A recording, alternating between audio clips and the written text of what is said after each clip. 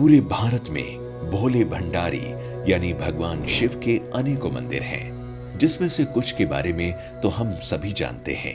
लेकिन आज मैं आपको भगवान शिव के 5 ऐसे रहस्यमय मंदिरों के बारे में बताने जा रहा हूं, जिसके बारे में आपने शायद ही सुना होगा, जिनके बारे में आप जानकर हैरान हो जाएंगे। तो चलिए शुरू करते हैं। नमस्कार दर्शकों, द डिवाइन टेल्स पर आपका स्वागत है। पहला मंदिर, स्तंभेश्वर महादेव मंदिर। ये मंदिर अरब सागर के बीच कैम्बे तट पर स्थित है। 150 साल पहले खोजे गए इस मंदिर का उल्लेख महाशिव पुराण के रुद्र संहिता में मिलता है। इस मंदिर के शिवलिंग का आकार 4 फुट ऊंचा और 2 फुट के व्यास वाला है। स्तंभेश्वर महादेव का ये मंदिर सुबह और शाम दिन में 2 बार पल भर के लिए गायब हो जाता है और कुछ देर के बाद उसी जगह पर वापस भी आ जाता है, जिसका कारण अब अरब सागर में उठाने वाले ज्वार और भाटा को बताया जाता है, जिस कारण श्रद्धालु मंदिर के शिवलिंग का दर्शन तभी कर सकते हैं जब समुद्र की लहरें पूरी तरह शांत हो। ज्वार के समय शिवलिंग पूरी तरह से जलमग्न हो जाता है। ये प्रक्रिया प्राचीन समय से ही चली आ रही है। यहाँ आने वाले सभी श्रद्धालु को एक खास पर्चे बांटे जाते हैं, जिनमें ज्वार भाटा आने का समय लिखा होता है। ऐसा इसलिए किया जाता है ताकि यहाँ आने वाले श्रद्धालुओं को परेशानी का सामना न करना पड़े। इसके अलावा इस मंदिर से एक पौराणिक कथा भी जुड़ी हुई है। कथा के अनुसार राक्षस तारकासुर ने भगवान शिव की कठोर तपस्या की।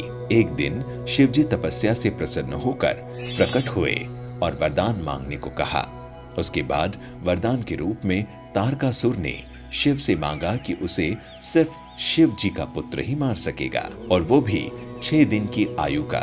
शिव जी ने ये वरदान तारकासुर को दे दिया और अंतर्ध्यान हो गए। इधर वरदान मिलते ही तारकासुर तीनों लोक में हाहाकार मचाने लगा, जिससे डरकर सभी देवतागण शिव जी के पास गए। देवताओं के आग्रह पर शिव जी ने उसी समय अपनी शक्ति से श्वेत पर्वत कुंड से 6 मस्तक, 4 आंख और 12 हाथ वाले एक पुत्र को उत्पन्न किया, जिसका नाम था कार्तिकेय। जिसके पश्चात कार्तिकेय ने 6 दिन की उम्र में तारकासुर का वध किया। लेकिन जब कार्तिकेय को पता चला कि तारकासुर भगवान शंकर का भक्त था, तो वो काफी व्यथित हो गए। फिर भगवान विष्णु ने कार्तिकेय से कहा, उस स्थान पर एक शिवालय बनवा दे, इससे उनका मन शांत होगा। भगवान कार्तिकेय ने ऐसा ही किया। फिर सभी देवताओं ने मिलकर वहीं सागर संगम तीर्थ पर विश्वनंद स्तंभ की स्थापना की, जिसे आज स्तंभेश्वर तीर्थ के नाम से जाना जाता है। निष्कलंक महादेव। ये मंदिर गुजरात के भावनगर में कोल्याक तट से 3 किलोमीटर अंदर अरब सागर में स्थित है। रोज अरब सागर की लहरें यहाँ के शिवलिंगों का जलाभिषेक करती है। लोग पैदल चलकर ही इस मंदिर में दर्शन करने आते हैं। इसके लिए उन्हें ज्वार उतरने का इंतजार करना पड़ता है। ज्वार के समय सिर्फ मंदिर का खंबा और पताका ही नजर आता है, जिसे देखकर ये अंदाजा भी नहीं लगाया जा सकता कि समुद्र में पानी के नीचे भगवान महादेव का प्राचीन मंदिर भी है। ये मंदिर महाभारत कालीन बताई जाती है। ऐसा माना जाता है कि महाभारत युद्ध में पांडवों ने कौरवों का वध कर युद्ध जीता था, पर युद्ध समाप्ति के बाद पांडवों को ज्ञात हुआ कि उसने अपने ही सगे संबंधियों के हत्या कर महापाप किया है।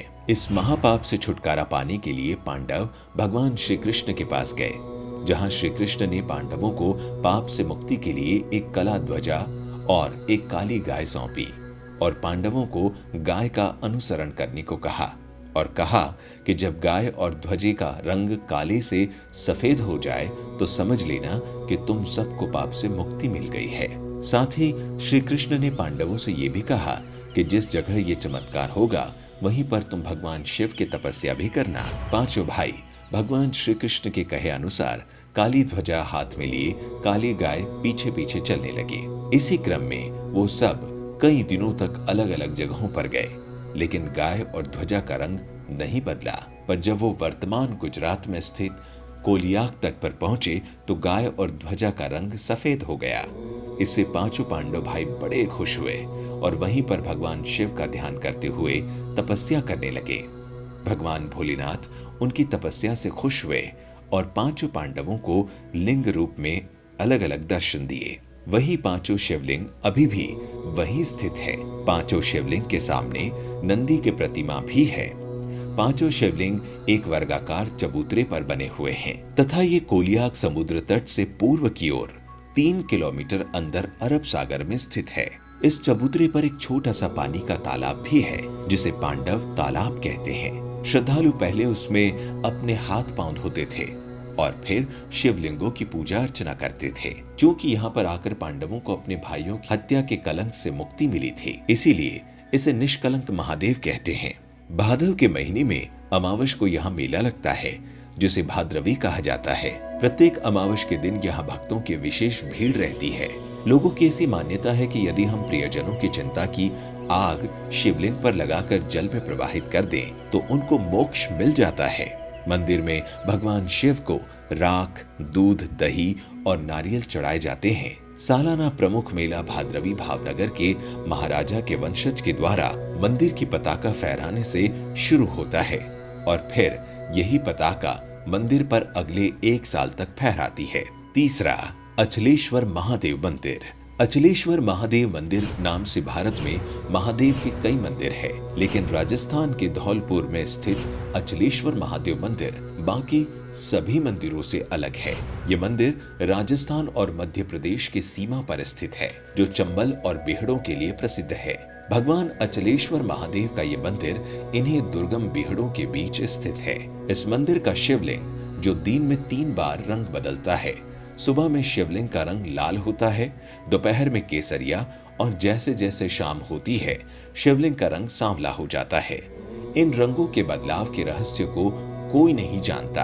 अचलेश्वर महादेव का ये मंदिर भी काफी प्राचीन है, क्योंकि मंदिर का ये इलाका डाकुओं के लिए काफी प्रसिद्ध था, जिस वजह से यहाँ कम श्रद्धालु आते थे। साथ ही यहाँ तक पहुँचने का रास्ता बहुत ही पथरीला और उबड़ खाबड़ था। पर जैसे जैसे भगवान के बारे में लोग जानने लगे, यहाँ पर भक्तों की भीड़ जुटने लगी। इस शिवलिंग की एक और अनोखी बात यह भी है कि इस शिवलिंग के छोर का आज तक पता नहीं चला है। कहते हैं बहुत समय पहले एक बार भक्तों ने शिवलिंग की गहराई को जानने के लिए इसकी खुदाई की, पर काफी गहराई तक खोदने के बाद भी इसके छोर का पता नहीं चला। अंत में भक्तों ने इसे भगवान का चमत्कार मानते हुए खुदाई बंद कर दी।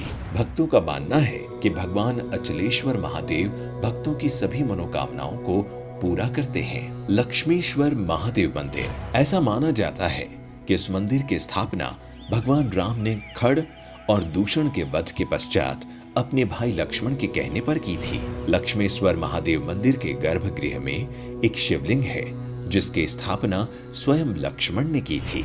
इस शिवलिंग में 1 लाख छिद्र हैं, इसीलिए इसे लक्षलिंग भी कहा जाता है। इस लाख छिद्रों में से एक छिद्र ऐसा भी है जो कि पातालगामी है, क्योंकि उसमें जितना भी जल डालो वो सब उसमें समा जाता है। लेकिन एक छिद्र अक्षय कुंड है, क्योंकि उसमें जल हमेशा ही भरा रहता है। लक्षलिंग पर चढ़ाया गया जल मंदिर के पीछे कुंड में भी चले जाने की मान्यता है, क्योंकि कुंड कभी सूखता नहीं। लक्षलिंग जमीन से करीब 30 फीट ऊपर है और इसे स्वयंभू लिंग भी माना जाता है। और 5वां, बिजली महादेव मंदिर। भगवान शिव के अनोखे अद्भुत मंदिरों में से एक है हिमाचल प्रदेश के कुल्लू में स्थित बिजली महादेव मंदिर। कुल्लू का पूरा इतिहास बिजली से जुड़ा हुआ है। कुल्लू शहर में व्यास और पार्वती नदी के संगम के पास एक ऊंचे पर्वत पर बिजली महादेव का प्राचीन मंदिर है। पूरी कुल्लू घाटी में ऐसी मान्यता है कि ये घाटी ही एक विशालकाय सांप के रूप में है। इस सांप का वध भगवान शिव ने किया था। जिस स्थान पर मंदिर है वहां शिवलिंग पर हर 12 वर्ष बाद आकाश से भयानक बिजली गिरती है। बिजली गिरने से मंदिर का शिवलिंग खंडित हो जाता है। यहाँ के पुजारी खंडित शिवलिंग के टुकड़े को एकत्रित कर मक्खन के साथ इसे जोड़ देते हैं। कुछ समय बाद ही शिवलिंग ठोस रूप में परिवर्तित हो जाता है। इस शिवलिंग पर हर 12 साल में बिजली क्यों गिरती है, इसके लिए आई बटन पर क्लिक कर हमारा वीडियो बिजली महादेव मंदिर में देखिए। तो दर्शकों, ये थी भगवान शिव के 5 रहस्यमय मंदिर की कहानी। इन मंदिरों के अलावा आप भी किसी शिव जी के मंदिर के बारे में जानते हैं तो हमें कमेंट करके बताइए। अगर आपको वीडियो बहुत अच्छी लगी तो ज्यादा से ज्यादा लाइक और सब्सक्राइब करें। साथ ही ऐसे और भी आध्यात्मिक वीडियोस के लिए हमारा YouTube channel the divine tales को अभी सब्सक्राइब करें।